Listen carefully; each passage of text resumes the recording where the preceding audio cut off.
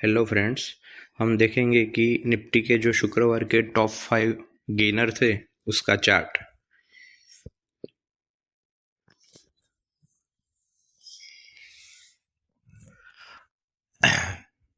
गोदफ्रे Philips का chart है ये।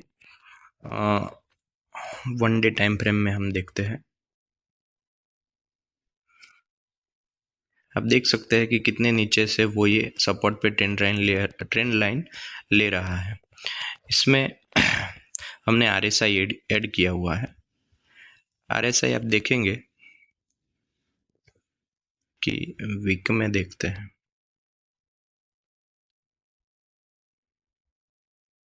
ठीक है, आरएसआई मीन्स कि रिलेटिव स्ट्रेंथ इंडेक्स, कि ये जो अपन ने जो चार्ट खोला है वो चार्ट कितनी स्ट्रेंथ दिखा रहा है, इसका चार्ट है। तो यहाँ पे सपोर्ट लेते हुए वो फिर से यहाँ तक रिक्लेम कर सकता है 58 तक आरएसआई। तो इसका मतलब क्या हुआ?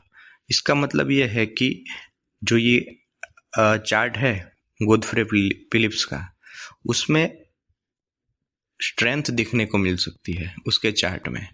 तो ये उसका संकेत है। हम देखेंगे कि भी एक 1 डे टाइम फ्रेम में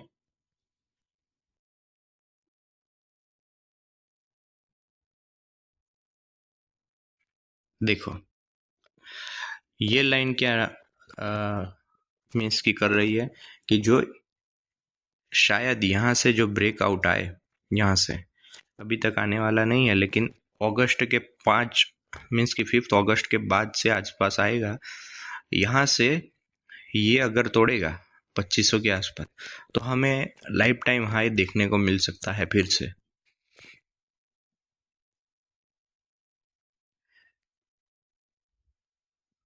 अर्निंग की वजह से ये जो 4% चला है स्टॉक, वो उसकी वजह से चला है। और यहाँ से इसके आसपास से हमें 8 से 10 अगस्त के आसपास हमें ब्रेकआउट देखने को मिल सकता है। अगर इसके ये ट्रेंड लाइन तोड़ के नीचे जाए तो हम इसमें से निकल जाएंगे या पुट बाय करेंगे, जो भी करना है। पर यहाँ से हमको यहाँ तक 1350 तक के target, first target 1660, second target 1370 sorry, और फर्स्ट टारगेट है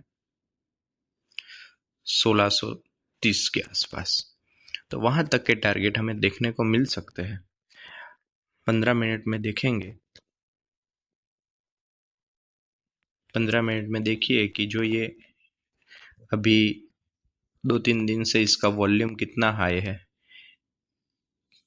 तो ये यहाँ से ब्रेकआउट देने के चांसेस बहुत ही लो है, लेकिन एक्सेप्शनल इवेंट हो और इसके बाहर निकल जाए तो फिर हम बाय कर सकते हैं। लेकिन मैक्सिमम पॉसिबिलिटी है कि इसके ये जो इतना टाइम है वो टाइम यहाँ तक वो स्पेंड करेगा, कि जो कंसोलिडेशन है वो लेगा। उसके बाद हमें कोई डिसीजिव मूव देखने को मिल सकता है।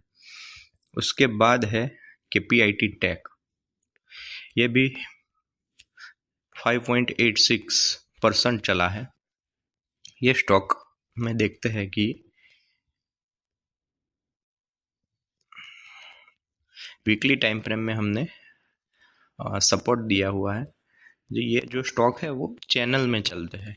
चैनल में मीन्स कि जो डाउन ट्रेंड में आते हैं तो वो भी डाउन का जो भाग है वो भी सपोर्ट ले लेके चलता है। 1 डे में देखे तो आप देख सकते हैं परफेक्टली। तो यहाँ से हम क्या कर सकते हैं? तो इसके बाद का मीन्स कि 1 जुलाई के बाद का हाईएस्ट क्लोजिंग हमें मिला है अर्निंग की वजह से। तो जब भी कोई स्टॉक अर्निंग की वजह से चले तो उसमें क्या है कि ब्रेकआउट और ब्रेकडाउन फेल होने के चांसेस ज़्यादा हो जाते हैं। तो आप देख सकते हैं कि जब भी ये इसका हाई ब्रेक करेगा, ये जो रेड कैंडल है हाई वॉल्यूम वाली, इसका हाई ब्रेक करेगा तब आप बाय कर सकते हैं। कहाँ तक? तो ये जो गैप थी, गैप 670 तक, उसके बाद डिसिसिव मूव कब आएगा? तो डिसिसिव मूव आप देखें तो जो ये 200 EMA है उसके आसपास यहाँ देखे कि यहाँ एक बार टच करके नीचे गया है, 2 बार 3 बार, बहुत बार टच करके इसके नीचे आया है जब भी ये डाउन ट्रेंड में आया है। तो जब ये यहाँ से निकालेगा 817 के आसपास, तब हमें कोई मूव देखने को मिल सकते हैं।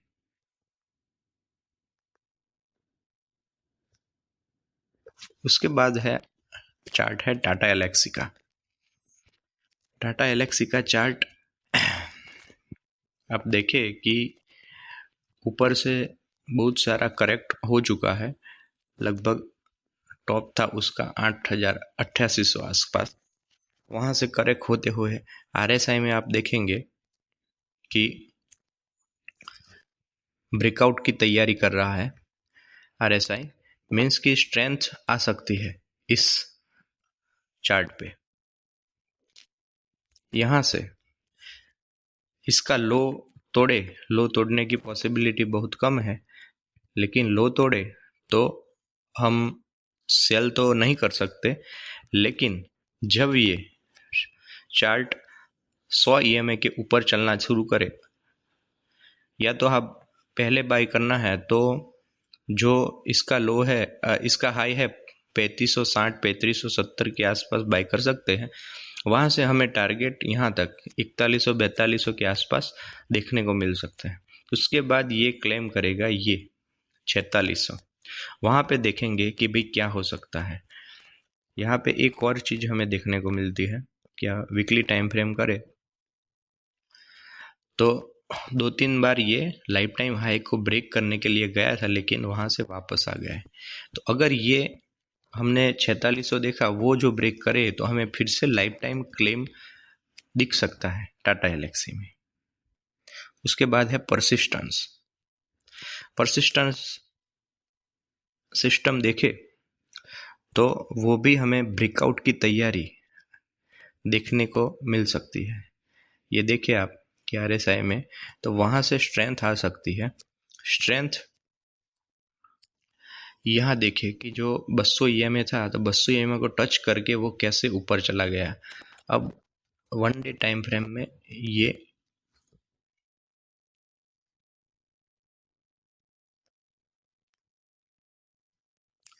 इसके 1 डे के 200 EMA के आसपास खड़ा हुआ है।